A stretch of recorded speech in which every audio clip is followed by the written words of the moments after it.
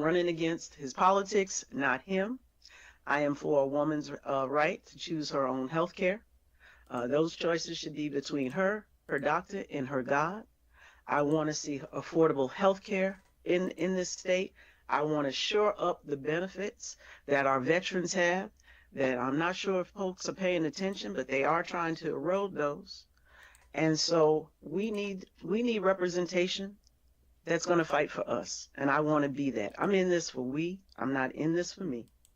Because we need to let Texas know that we deserve the representation that thinks like us, that works like us, that understands us.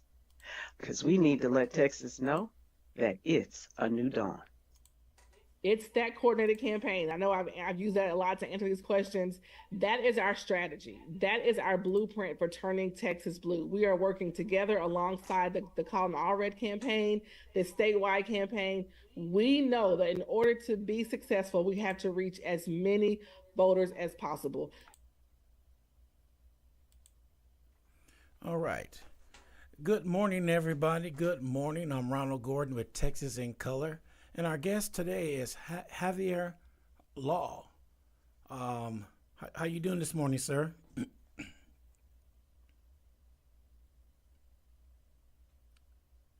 Good morning, sir. How you doing this morning?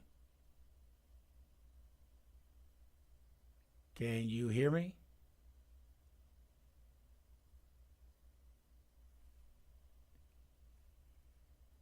Hold on, we don't hear no volume from him over there. So let me see here.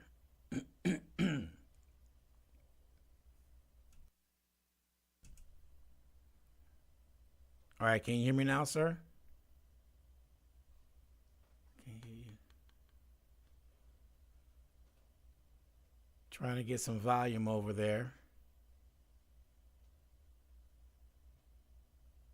Are you there?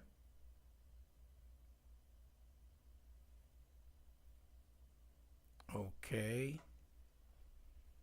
Let me chat.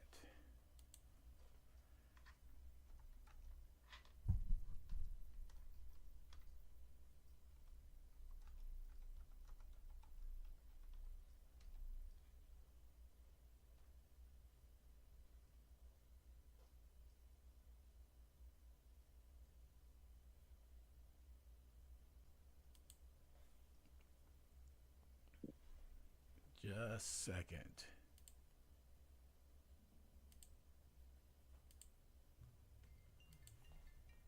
Can you hear me now? Yeah, I can hear you, but you can't hear me, right? I can't hear you now. Okay, just a second.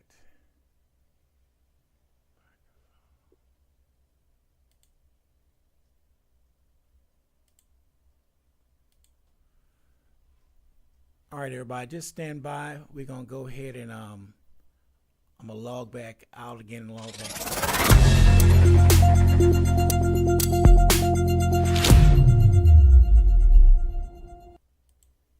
Texas in Color is dedicated to examine the nuance and various effect of Texas politics on people of color. In partnership with the Texas Democratic Party Black Caucus, we interview over 20 black candidates running for office, spotlighting their campaigns and connecting them with their community. We are committed to ensuring that black voters in Texas are informed about who is running. Technology. Yeah, we were just talking about technology. All right. We got all the bugs worked out now. So good morning, Jhavier Law. How are you doing this morning? I'm all right. I can't complain. How about yourself? I'm doing pretty good here in good old San Antonio, Texas. So tell us a little bit about yourself. Well, my name is Jhavier Law. I'm originally born and raised in Chicago, Illinois, South Side, Inglewood. Moved to Texas, graduated from North Crowley High School in Fort Worth. I'm a senior student at Jarvis Christian University. Started my political journey at Jarvis, getting active with the Wood County Democrats and my chapter, the Theta Alpha chapter of Alpha Phi Alpha Fraternity Incorporated. We do a lot of voting initiatives through my chapter. And because it's something that I'm very specific on and very focused on, I've gotten to go beyond, above and beyond in that sector of voting and getting students registered, and then speaking more on voter education along with voter registration at Jarvis. Okay. I've done quite a bit of things during in my college career. Traveled to a few different places where I've gotten to speak and be a part of certain different programs and initiatives. Okay. My neck of the woods. I was born and raised up in Chicago area myself. Oh, really? What Yeah. part? We was on State and LaSalle and moved to the suburbs, Waukegan, Zion, North Chicago, up in that area. Oh, okay. Yeah. Okay. So small world. It seems that way a lot, don't it? Yeah. So what inspired you to become a political active and activist that you look for change in your community? Well, both of us, we were born and raised in Chicago. A lot of the things that I've experienced through my life, God has put me through many different challenges and trials and tribulations where I've experienced different levels of life, both in poverty as well as living somewhat comfortably. And because of these experiences, I've been put in positions where now I have the resources to not be in that predicament, or I have the resources to teach others how they could get out of that predicament as well. And I've come to the realization of the different issues that we have within our communities. And I'm a firm believer, and you always give the highest respect to the people who were in your shoes yesterday. And I can't myself sit idly by if I see a problem that I've experienced and now I watch someone else go through that same problem. I can't do anything about it. I can't just sit back and watch it happen. I need to get up, get active, and go at it and try to help my brother.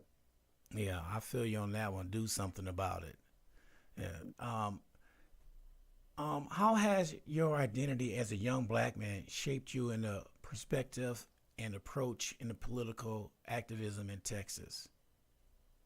Well, Texas is it's a very diverse state, but it's also a very red state. And what a lot of people say, Texas isn't a red state; it's a non-voting state. It's dead last in the country when it comes to voting turnout. You have over 21 million people eligible to vote in the state of Texas, but only 2 million people just about vote every year, except for presidential elections. And even then, we're still dead last. So when we're looking around the state, especially me coming from Chicago, experiencing all black institutions and communities, and I come here to Texas and it's like the complete opposite. It's very different.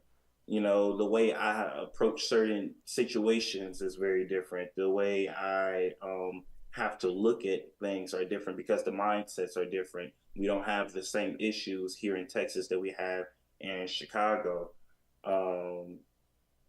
But the way that it's shaped me and the way that I look at different things, it's helped me become more approachable. It's helped me become more understanding towards my peers. I go to an institution that's almost 40% non-African American, and it's an HBCU. So I'm constantly around other people who don't look like me. And we have to open up that table so that way we could talk about what issues we are experiencing and what issues we all care about that we see that we need to change. Are there specific issues impacting black communities in Texas that you feel are often overlooked or misunderstood? Yes. And honestly, it's sad to say that they're overlooked and misunderstood, but the reality of it is your perception is your reality. So if you can't walk in my shoes as a black man or as a black woman, you just would never understand it. Someone who isn't African American wouldn't understand that the moment you get pulled over by a police officer, the first thing that comes to mind is if I'm going to get home safely today, if I'm ever going to go back to my mother, if I'm ever going to go back to my father, my brother, my sister. That's something that comes into every single person's heart if they are African American, because time and time again, it's seen that it's a possibility that we won't make it home. And that's not to say that this doesn't happen to other races, because sadly it does. It happens to multiple different races, but the amount of times that it happens to us is ridiculous. Plus, on top of that, you also have the educational system. I grew up in a very poor educational system, and it wasn't until I came to Texas where it got somewhat better. But even the Texas educational system is under threat. You look at Houston and them having the firing of the different custodian workers, the teachers, the principals, and what they're doing there, the voucher system where they're trying to take funds from public school funding. Public schools are mostly in minority areas, but we're seeing a huge problem with it even now in Texas, because at first you have so many people who were for the voucher system. The Texas Tribune did a polling session and found that most people in the state of Texas agreed with the voucher system until they were told about how it was going to affect the taxes and where the money was going. That's when they realized they didn't agree with it. Why? Because Texas has an abundance of rural areas. Yeah. And these rural areas don't have private schools. They have generally public schools. So they found out it affects them as well. And this affects many minority communities as well, because most minorities go to what? Public schools. Mm-hmm. Exactly. What are the main political or social issues you currently focus on, and why are they so important to you? My number one issue right now, and the only reason why I say it's my number one issue is because I believe it's the first step, is voter suppression. Because I've experienced it so many times, even as a young college student. I'm 25 right now. I just turned 25 last month. And I registered a lot of students to vote on my campus and within my community.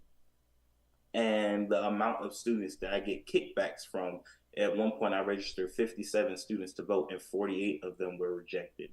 And there wasn't a probable cause for why they were rejected. So when we tried to get them re-registered again, those students were still rejected. And here's the biggest problem with that. They already are aware that it's hard enough to get youth to register to vote. And then after you get them registered to vote, it's even harder to get them to vote. So if I get you to register to vote the first time and then you get rejected, the likelihood of me getting you to re-register again is very slim. It's very slim. So that's a really big issue that I'm facing right now, that I'm continuing to battle. I'm trying to work with different people, the Dallas County Democrats, Wood County Democrats, and other different people in the sector, where we're trying to find out why it is that these students are getting rejected and what can we do to make sure that they get registered to vote. Because ultimately, at the end of the day, even if they're outside of the state, if they come from out of the state, they live here for about 9 months out of the year on a college campus. They should be able to register to vote here in the state of Texas. You shouldn't be able to reject them because they're United States citizens. They're not illegal immigrants. They're not people who just showed up here out of nowhere. They were born here and they have a right to speak their voice. I always say your vote is your voice.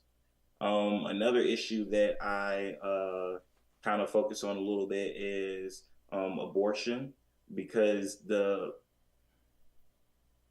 I don't think people truly get it when we say the Black woman has so many issues when it comes to childbirth. So many Black women in this country have issues coming to childbirth. And when it comes to abortion, if you're having issues during your pregnancy and the child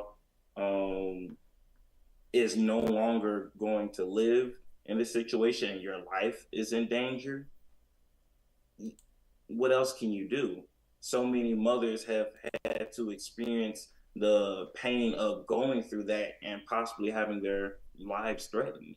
And now Texas is trying to get the records of women going out of state, getting abortions, just so they can save their lives. I saw a video once and a man put it this way: if you go to Oklahoma to a casino and then you come back to Texas, Texas can't file a lawsuit against you because you went to Oklahoma and went to a casino. What makes it right for them to be able to do that if you go and get an abortion to save your life? Things like that. It's tragic that we have these things happening right now, but these are some of the biggest issues that we're finding, especially within my age group. The amount of young ladies getting pregnant now is the age of young ladies getting pregnant now is so much lower than it was before. Mm. I'm gonna go back to them being rejected for the voting part of it. Did they ever give any answer, the reason why they were rejected, or are they just tap dancing? So it was really tap dancing in the beginning. It was I'll tell you the exact date, August 31st, 2023. No, sorry, 2022. August 31st, 2022. Registered students to vote and turned the forms in. They gave it back saying that they were rejected. We asked why they were rejected, but they said that they were going to, send them back, have those students re-register so that way they can be able to vote because upcoming elections were coming up at that time. But by the time we got the list of those students that were rejected, so that way we could let them know, hey, your application was rejected, so we need you to go ahead, hurry up, get re-registered to vote, so that way you'll be able to vote. It was too late. It was too late by then. So then the next time we did a voter registration drive, registered the same students. Wasn't able to get all of them, but I got as many of the students that was rejected as I could and took them there myself. Same students, still rejected. But these students were from Texas and they did not use their student ID numbers. Made sure of it personally. And they were still rejected. So we really couldn't figure out why these students were rejected. Now, I've spoken to several different people and they've told me, oh, maybe it was because you have to live in that county, so you had to do the change of address. Well, we did the change of address because they're on the college campus. You can use your college campus addresses. You can use your college campus address to get a bank account, a passport. You can use your college address to have your mail shipped there to get a job. You can use your college campus address for these things, and you should be able to use it to register to vote.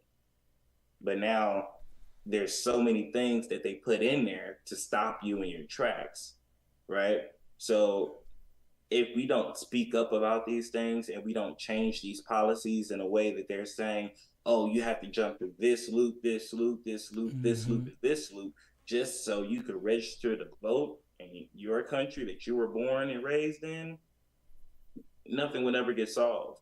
And that's why it's very important that we're not only doing voter registration, but we're also doing voter education because, we don't know about it. Students don't know about it. Community members don't know about it. We have to educate people on the importance of voting, what happens to their vote, why they should vote, and everything that's under the sun that they need to know about voting. So that way we can make sure that they're getting active. Okay. So how do you believe young activists can make the most impact on issues like voting rights, criminal justice reform, or education reform in Texas? Simply by voting, simply by speaking your mind and voting. What I've noticed now is that a lot more young people in my age group and even younger are a lot more outspoken these days. You see it with the different movements. There's like 150 million different movements going around right now in the country where, young people are speaking up a lot more about what it is that they care about, what it is that they desire and they need change in. Do they go about it the right way all the time? No. However, with the proper guidance and the proper education on voting, we can get it done. The more we talk, the more it's heard. but it's a table conversation. We can't leave anyone out. Everyone has to have a seat at the table. You know, whether you're Republican, whether you're Democrat, whether you are independent, it doesn't matter. Everyone have to have a seat at the table and speak on the issues that we have as a community and vote on what these issues are. That's a true democracy right there. If we're not doing that, then we can't get everyone involved. And we can't just single out one age group either. You know, all age groups have to be involved, because if you are still living, breathing, and walking on this earth, your voice matters. Okay. What are some of the biggest challenges you face as a young black activist in Texas, and how have you overcome them? Kind of restating it, but the biggest challenge right now for me is the voter suppression. But the other part about that, I will say, is as a black community, we don't talk about it enough. As a black community, we don't educate our families enough. We don't educate our children enough. You know, we don't educate our siblings, our parents, everyone around us enough on what's going on within our community. Ever since I've been involved, I've talked about it everywhere I can go. I talk about it in the restaurant. I talk about it in the library. I talk about it with my family, with my friends. You know, for them, this is the first time they've seen me or heard me speak up about a lot of these issues. And what's happened is a lot of my family and friends, they would say they would never vote before. They going on, I just found out about this. Man, can you believe what happened in Houston? They're getting a lot more interested in it. And as I'm matriculating through this process of getting more politically involved, I'm gaining more knowledge and more resources to be able to talk to them about voting and to convince them into voting. And, you know, it's it's honestly astounding, because, you know, when you hear someone say they would never vote ever, and then one day they just decide, you know what, I'm going to vote. This is very important to me now. It's a beautiful thing. You know, we as a black community, we have to talk about it more. We have to educate ourselves on it more, because what doesn't happen in a black community is we don't talk about it. We don't talk about it in school. We don't talk about it at home. We don't talk about it at the cookout. We don't talk about it, you know, at the cousin's house, you know, or anything like that. But we need to talk about it more. The more we talk about it, the more someone is going to listen. You know, we can't force anyone to vote. That's their right. They don't have to vote. But the more we talk about it, if you choose to be around me more, you're going to hear it. You have no choice but to hear it. You Yes. know, everyone, you know who I am. It's on social media. You know, you see me talking about it all the time. You know, when you get around me, there's a possibility you're going to hear something about this election. There's a possibility you're going to hear something about, you know, the things going on within your community that you may or may not be aware of. But the beautiful part about it is now my family, my friends, they're coming to me with the information before I could get to them now, because they say, you know what, I'm about to go see Jhavier. Let me see what's going on in the area real quick before I get with him. Yeah. They see you coming, right? Yeah, yeah, they see me coming, so they, you know, they wanna be prepared. They do a little study session. Yeah. Which leads to this question. In what ways do you think young people can influence the political climate in Texas, especially considering the state that recently with all these voting changes? Well, earlier we talked about technology, right? And technology is an amazing thing. It's a little finicky sometimes, but it's an amazing thing. Social media right now, I believe, is already affecting the political climate just a little bit. Now, it's affecting it as far as visually and popularity, right? Because we see it everywhere on social media. There's not a single day where someone isn't on social media talking about something in politics, or about something they're experiencing in their community, about police brutality, about abortion, about the border, about everything. There's not a single day that someone is not talking about these things on social media. So you can't get away from the political climate right now. And because so many young people are on social media, you're seeing it there. However, the problem is we need to transfer what we're seeing there to the polls, whether it's right or wrong, whether it's red, blue, independent, it doesn't matter. What you're speaking and what your concerns are that you're stating on social media, you need to go to the polls and state that there. You need to get involved. You have to go to these programs, these organizations, call someone, say, hey, I want to be involved. You know, uh, when we're talking about the things that we care about all day long on social media, we need to transfer them over to the polls. I have a cousin, a very smart cousin, very brilliant. He's very intellectual, and he's very aware of the things going on within his community, within the country. He just, for a good while, did not believe in voting, but he's very specific on talking about the things that he has issues on. And I believe he will probably vote this year. Oh, good. Which, oh boy, this leads up to this next question when you just said that. um, how do you engage with your peers and community to encourage political involvement, especially among young Black voters? So, you always start at home, right? So my home for me is Jarvis Christian University, where I attend school at. I do a lot of voter registration at Jarvis.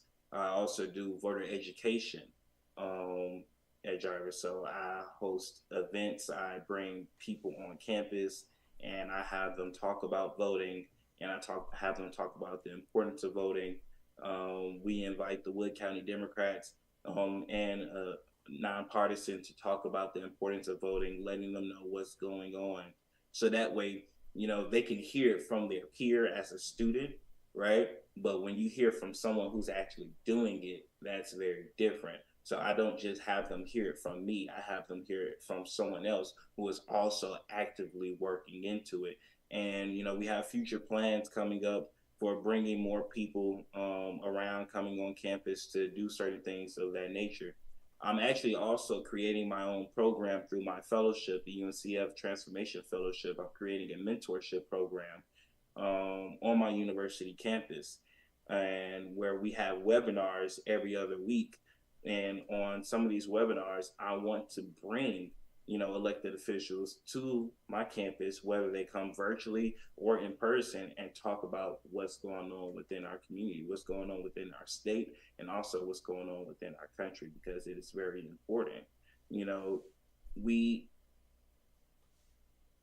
as a university, the colleges and universities here in the state of Texas, we're having issues with the polling locations. All students don't have vehicles, so it's even harder for them to get to the polls. So another thing that we're trying to work on is bringing the polls back to the university campuses.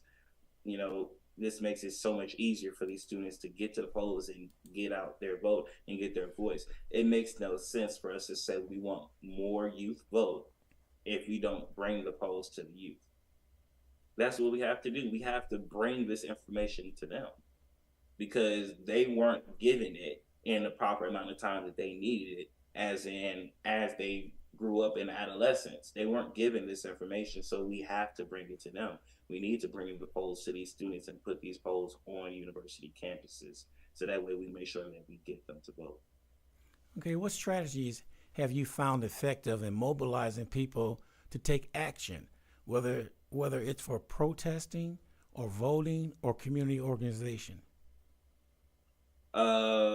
The biggest strategy that I'm finding now is, I show them the money. When you follow the money trail and you let them know how it works, they really start to get it. When you tell them how the things that they care about work, they really start to get in. They want to get active. They want to get mobilized.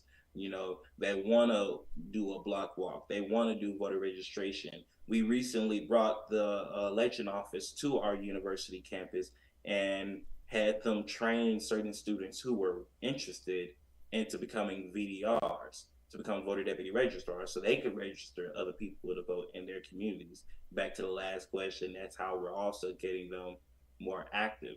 And, I would say that this upcoming election, utilizing the information from this upcoming election, has also been very efficient in getting them mobilized because they're so much more interested. Even, I say that we have students who are almost 40% is not African American on my university campus.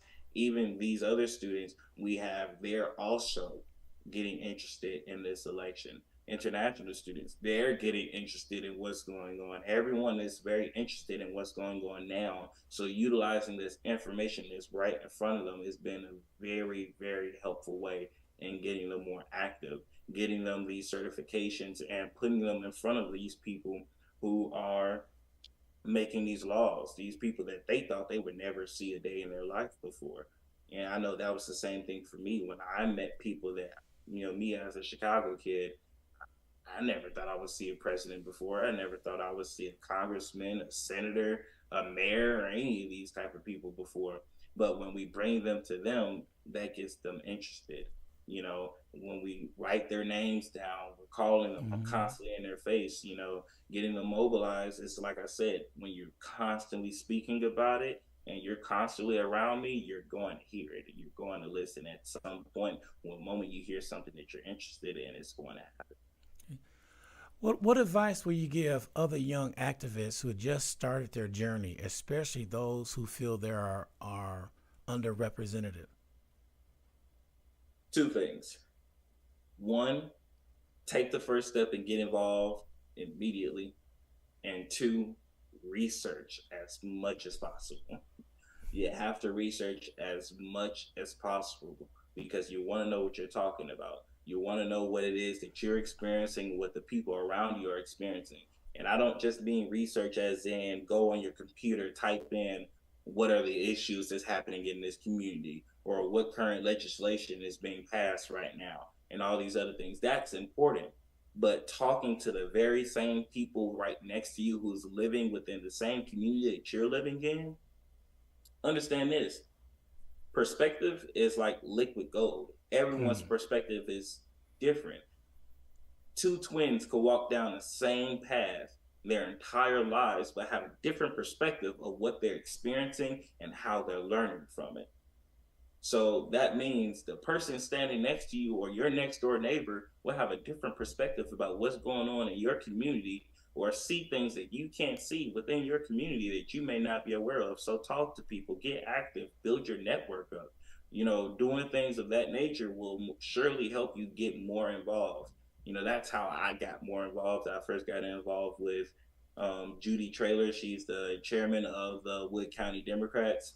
And I got involved within my organization, Alpha Phi Alpha Fraternity Incorporated. I got involved on my university campus. And the more I started speaking about these things and talking to people, my network got larger. And then they started recommending me to other people. And it got even larger after that. One of the people on my university campus, Miss Crystal Hudson, she's the one who connected me with Miss Judy and the Wood County Democrats. When I would go to her office and I would talk to her about the things that I was experiencing or that I wanted to know more about, she said, "Oh, well, I know these people. They do this. I know what they do. Let me take you to one of their meetings."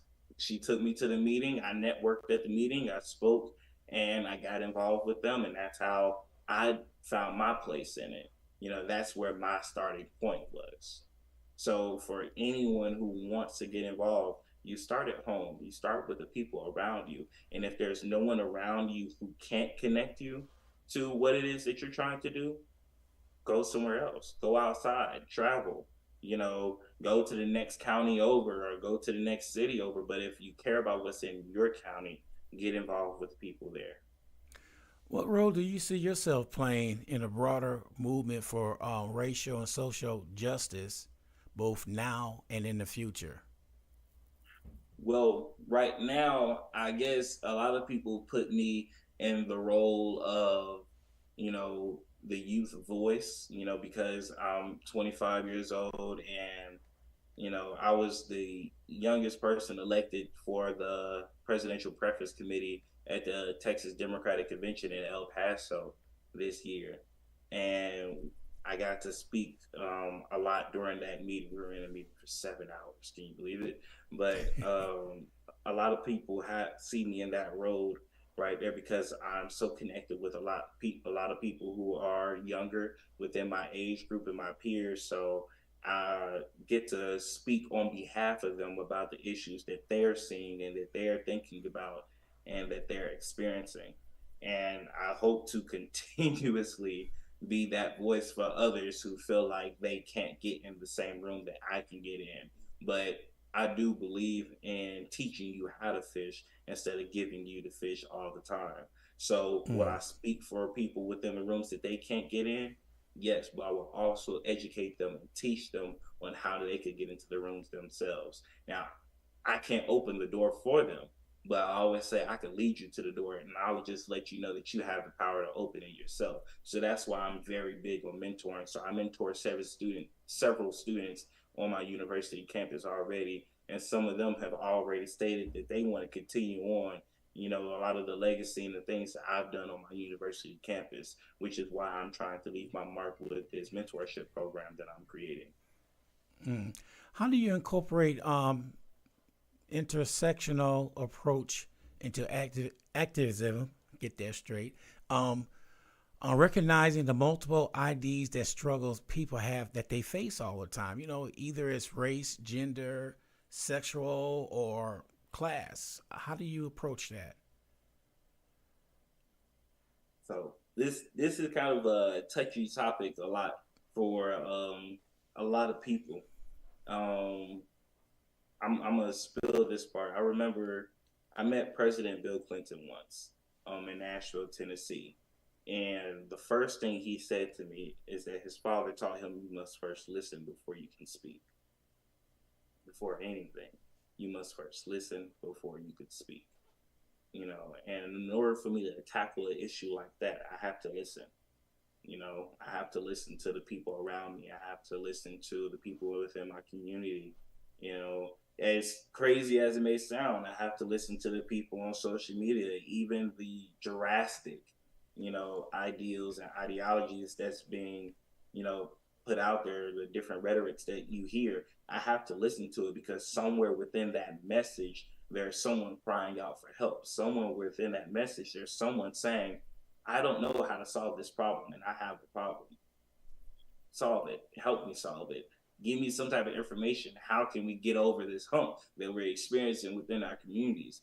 So when it comes to different class, when it comes to different races, sexuality and things like that, you have to be a good listener. You have to listen to what their true intents are. You have to listen to what it is that they're feeling. Part of me wish I was a psychology major a little bit, but I'm blessed with trial and error. So I try and I may fail sometimes, but I learn from it and I do better the next time. So, you have to listen when it comes to the LGBTQ community. They're literally just saying, I want to be free. I want to be me. I don't have to understand it because I'm not a part of the LGBTQ community. But as a man, especially as a Black man, I know what it feels like to just want to be yourself. I know what it feels like to just want to be free. I know what it feels like to not want to have fear within my heart when the moment I get pulled over by a police officer. I know what it feels like to be frustrated. And I feel like that's what a lot of us are experiencing. Within our own different ways, from our own perspectives. I already stated that everyone's perspective is different. So someone of the lower class perspective of situations in the country may be different from someone of a middle class or a higher class, including in race. You have some people within the Black community that are among the lower class that don't agree with Democrats, and some don't agree with Republicans, and some in the middle class don't agree with the Democrats, and some don't agree with the Republicans. But the reasons why they don't agree are different. If you are a business owner, for some reason, a lot of them agree with Republicans because they say, well, the money I get is more. but at what cost do the money that you get is more? Is it for the benefits that you receive right now? Or do you think it's because of the benefits that you receive in the long run? Because let's be honest, Kamala Harris has already stated she is small business oriented. She goes after these small businesses and she helps them. She makes sure that they are okay. Trump, on the other hand, he goes after the large corporations. So who are we truly helping at this point? So when we think about, the different races, we think about the different social climate levels, LGBTQ community, lower class, middle class, higher class. We have to truly listen to each one of them. We have to listen to what it is that they are saying, so that way we can be able to respond to them kindly in the most possible way for democracy. Okay. Looking ahead, what changes do you see in Texas politics, particularly regarding issues affecting the Black communities? Lately, I've been seeing a lot more people within the Black community speaking out. And I know we've already stated that not that many people talked about it. We already stated that not that many people are aware of the things that's going on. However, it happens every election cycle. The moment the election cycle comes, more and more people are talking about the issues that's coming up. Why? Because it's for the president. So they're really concerned about what's going to happen over the next 4 years. So, the subtle changes that I'm seeing now is more unity within the Black community. A lot more of us are coming together, even though right now a lot of us seem to be separated over these two candidates. I witnessed that, when Biden was still on the ballot. And I kind of predicted it a little bit before he dropped out of the race, that if Kamala Harris was to get on this ballot, the voting for the Black community would kind of lean more towards one side again. Because in previous years, the Black vote has always been on one side or the other, right? But when it was Biden versus Trump, it was nearly looking 50-50, almost 60-40. It was starting to get very concerning about what it is that we as a community truly wanted for ourselves. Of course, this is democracy and you are an individual at the end of the day, so you get to decide what it is that you want, what it is you care about. But I predicted that the moment Kamala Harris got on this ballot, something was going to change. Something was going to, it was going to tweak just enough to tilt the odds ever in our favor, which it has. Has it completely? No, because sadly, not many of us are informed about the things going on or the true things going on. I still hear certain Black people saying that, she's put the most African Americans in prison for marijuana, which is simply not true.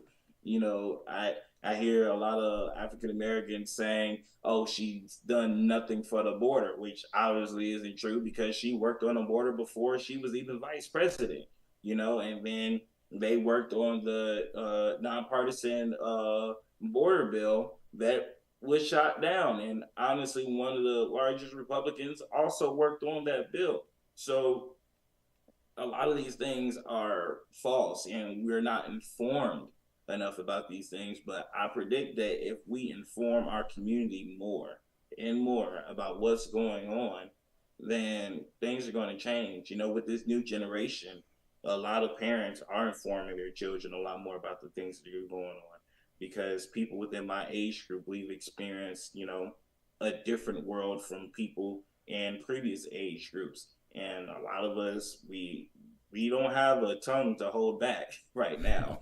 We cry about everything, we yell about everything, we tell everybody what it is that we're experiencing. So, when it comes to our kids, the last thing we want is for our kids to not know what's going on. So I predict that a lot more of the Black community is going to become unified.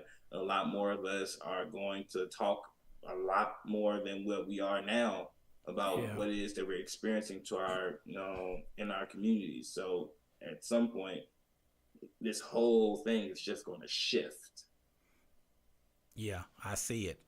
What is your vision for the future of activism and political engagement among Black youth in Texas?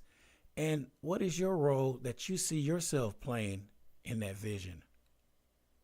Well, again, hopefully, you know, I'm still playing the same role as being, you know, the voice of the people who can't sit at the table in that moment. But I still work towards getting these people a seat at the table. You know, I still mentor others to get them a seat at the same table that I'm sitting at, so that way they can have a voice.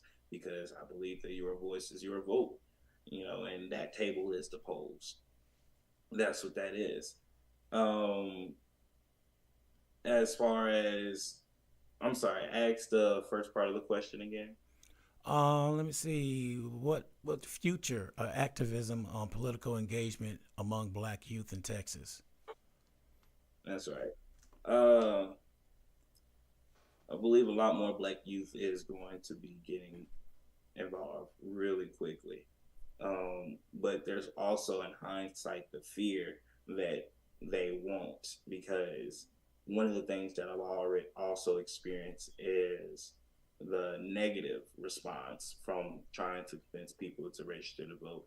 You know, I'm not sure if you are aware of it, but the amount of people that will feel threatened or offended because you ask them to register to vote or because you ask them to vote, it's it's ridiculous, and honestly it's saddening. You know, there's so many people who, when you bring up the topic of voting and trying to convince people to vote, they oftentimes get very offensive, or I'm not going to say aggressive, but they get to a point of where they're simply annoyed at the fact that you're asking them to vote. Why? Because they're told that their vote doesn't matter. You know, they're told that there's no reason for them to vote, or they're not given enough information on why they should vote. So when you're trying to force them to do it, it doesn't come off well. But you know, with a more lighter touch, you know, because obviously we can't force anyone to vote, and our approach needs to change. Our approach and how we approach people to register to vote needs to change, because all of us experience Black History Month in school, right? Hopefully it stays. But all of us, you know, we're taught things in history about how we couldn't vote, what happened to us, you know, the people who died and fought for us to vote. All of it's important, and we're told that all the time. But what I've experienced is the more that we focus solely on that point, the more we deter people from wanting to vote in the first place. And it's strange, really, right? Mm-hmm. Because it's true information. People actually did die so that way we could vote. People did, you know, march miles, you know, fought so that way we could be able to vote. But at a certain point, you're shoving something down someone's throat and trying to force them into a situation that they don't understand. You're forcing them into something that they don't know, because when they get to the polls, they don't know who these two candidates are. So I'm forcing something down on you, saying, hey, you need to go to the polls and vote, but you don't even know what's there. You just walk in and you see it for the first time. Like, I don't know what this is. I'm just boop, boop, boop, boop, press anything. Mm-hmm. I don't want to do this. I don't know who I'm voting for. You're telling me this is a very important decision in my life, but I don't know what it's for. Why don't I know what it's for? Because you're not teaching me what it's for. At a certain point, you have to want to get involved yourself. At a certain point, you have to look up the information yourself. At a certain point, it is your job as a United States citizen to go on your cell phone, like you do every single day, and look up who these candidates are. You have to go on your computer, like you do every single day, and look up what's going on in your community. Look at which candidates is talking about the things that you care about and which candidates is not talking about the things that you care about. which candidate is against the things that you care about and which candidate is for the things that you care about, because it is important. But what we have to do as a community, and I can't say it enough, we have to talk about it. We have to speak on it. We can't have voter registration without voter education. We can't do it.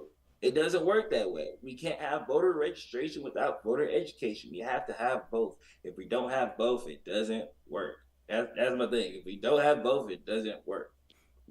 I'm glad you brought that point up, because I went down to our election central here on Monday. It was the last day for everybody. I had turned in all my people who I registered to vote. So I picked up the sample ballot. If you don't know your local government or anything, you are just plain lost. That sample ballot like 3.5 pages. Yeah. And you talking about educating people. Like, it starts locally. We already know national who's there, but nobody know who's down there locally. And we have to not train, but teach them who's there and what they're for. And I find out that is one of the most hardest things to relate to people, is that, well, I don't know who they are. I'm just going to vote for anybody. Yeah. And it's sad. So, and that's where that's where the listening aspect comes from it, because when I hear you talk, if I'm around you every day and I hear you talk about the same issues you're experiencing, I can just say, oh, well, this such and such person is the guy who voted on a policy for that, or he wrote the bill for that. She did this for that. If you have an issue with it, you go put a vote in for someone else. If you agree with it, you go put a vote in for that person. But we have to understand what's going on locally. Why? Because the people in your local district, your local county, vote on the laws and the things, the rules, the policies, the infrastructures, where the money goes, everything that involves around you and your life. Earlier, I mentioned the voucher system that they're trying to get done here in the state of Texas. If you care about your kids' education, and you know your kids are going to public school and you can't afford private school, this is something you absolutely need to vote on. This is something you absolutely need to make sure you're the first person at the polls voting on who it is that you care about for that, issue. Because when they're talking about taking away funding from an already underfunded public school system, right? Your child is going there. Hey, I grew up in a school system where we didn't have doors on our bathroom stalls. I grew up in a school system where we had textbooks from the upper grades and chapters were torn out, chapters were scratched in. And when we got to that lesson of learning, the teacher just said, oh, we're going to skip this lesson and move on to the next thing. That's information that I missed out on. When I got to high school, I could barely read. I could barely read. I was embarrassed about reading, to the point where if a teacher asked me to read, I'd rather get sent to the principal's office than read in front of the class, because I didn't want another student sitting next to me to help me say the word cloud. Yeah. That was an issue that I grew up in, not by fault of me having issues and mentally or anything like that, but because I didn't have the proper resources that I needed to read. But because, I had a loving group of people around me, my mother, my father, they, they encouraged me. My teachers encouraged me. My friends, people around me, they encouraged me to keep on going. And I took it upon myself to read. I had some teachers, English teachers in the school, they had a bookshelf where they said you could take one free book. I'm sorry, teachers from high school, I took several.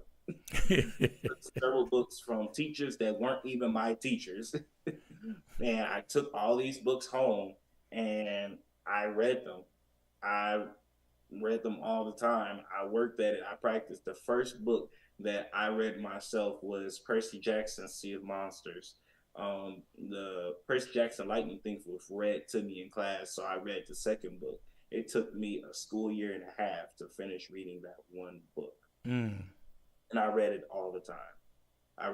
I turned from a kid where reading was my punishment to a kid where my mom yelled at me, "Boy, put that book down and clean your room." You know, because I just so badly wanted to read. And when I found out how to read, I read every day now. I Yeah. do it all the time. So we have to encourage the people around us to get involved in the things that we care about. You know, the the stuff that's happening in Houston is not just happening there. Houston is the largest independent school district in the state of Texas and the seventh largest school district in the country. And they did that to Houston. You know, they, Mm, they're, yeah. they're trying to do this to these public schools where minorities go to and where people in rural areas go to. And it's not right. We have too many public schools that need more funding. We have too many kids that needs more help in learning how to read. I had a friend who thought Chicago was a country and another continent, Wow. you know, and he was in eighth grade, and that's no fault to him at all. He just simply didn't know. When you're in your adolescence, the only thing that you know is the things that you're seeing. If you don't see it and you don't hear about it, man, you would never know. And if you simply just aren't interested in it, and no one's required to be interested in anything, you just simply don't know. Yeah. I was talking to a gentleman on one time. We was talking about the school vouchers. He's in a rural area. He said he was for it. And I said, "Do you have a private school in your area?" He said, "No." I said, "Well, let me put it to you like this. Anybody see out in the rural area understands area what I'm going to say. Friday night lights." He stopped and said, "So it be no more football?" I said, "I don't know. I'm just saying. If you go for the vouchers, there's no money for the school system. You won't be able to see your boys and your friends and all that stuff playing football because Texas is a football state." Now you mentioned Friday night lights. Oh man, that wakes up everybody. Yeah, you can't go against football in Texas. You can't talk bad about football in Texas. You can't No, you can't do any of that. no, you can't. I mentioned earlier the Texas Tribune did polls and recorded that I can't remember the statistics off the top of my head, but most people in the state of Texas were for vouchers until they switched the wording and they put what was really out there about how it's going to affect the taxes and the money flow and where the money was going to. And the people in the rural areas said, can't do it. You can't do it. My kids Mm-mm. go there. What about Mm-hmm. my kids? You know, and we can't have that. We have too many people in these schools that need help. We Yeah. we can't just take away these resources from them when they need it. They Okay. so desperately need this help. And they already have a lack of resources. HBCUs don't have as much resources as PWIs do. You know, public schools don't have as much resources as private schools do.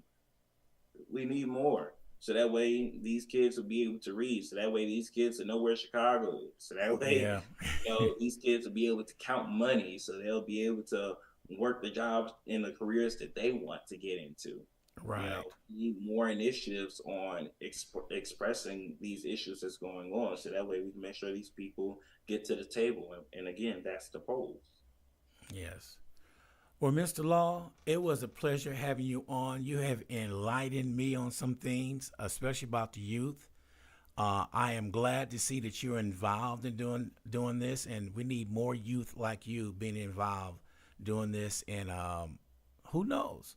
I may be talking to a future senator right here, huh? Maybe we'll see. Yeah. You never know. Bill Clinton, President Bill Clinton, when I met him, he gave me a lot of encouraging words and inspired me to go even further into this endeavor that I'm calling my life journey right now. Okay. So hopefully, you never know. Yes, sir. All right. We appreciate you coming on board. Do you want to give information how people get a hold of you before we leave? Yes, so you can follow me on all social media accounts. It's just my name, Jhavier J. Law. That's JHAVIER Law, LAW. Yes, that's my real last name. uh, Thank you again for having me. it's an amazing opportunity. I greatly appreciate it. Enjoyed the conversation. I'm glad I was able to come here. I feel very honored. Thank you. Well, I feel honored having you here, and we definitely gonna get this what's called edit and put it back out there. And if I could show it to all the kids in school right now, they let me do it. I would show them this interview so they could hear firsthand the struggles and what are you doing to get your youth out there. And Yes, we need to support the youth because, as they always say, the youth is our future. that they are. That they are. You know, I'm going to go everywhere, show them the same thing. I told my church I was going to mention them, New Horizon Fellowship Church. I'll take it there. They're going to watch it. I'm pretty sure they're already watching it now, hopefully. Yeah. Yeah. Thank you so much. I greatly appreciate it. Hopefully, you know, I get to continue, especially with my mentorship program I'm creating. You know, this was amazing. Well, let me know about the mentorship program on how you're doing this stuff. Maybe we could do something to help each other out, or mainly, I mean, me to help you out. You know, Yes. just let me know when you get that started, okay? Yes, sir, for sure. Yes, All right. sir. All right. Okay, you take care. All right, you too. All right, you too. Okay, bye.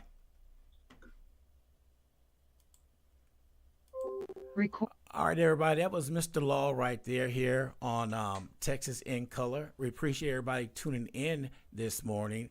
And what a treat. I mean, that young man got himself together. And I said it. You may look up maybe Senator Law pretty soon, you know, because he's got that, as people say. All right, this is Ronald Gord with Texas in Color. We appreciate everybody tuning in this morning. And we'll see you again at, I think it's at 1 o'clock today. We got Marlena is going to be on. Let's check my notes. But we'll see everybody in about another hour. So take care.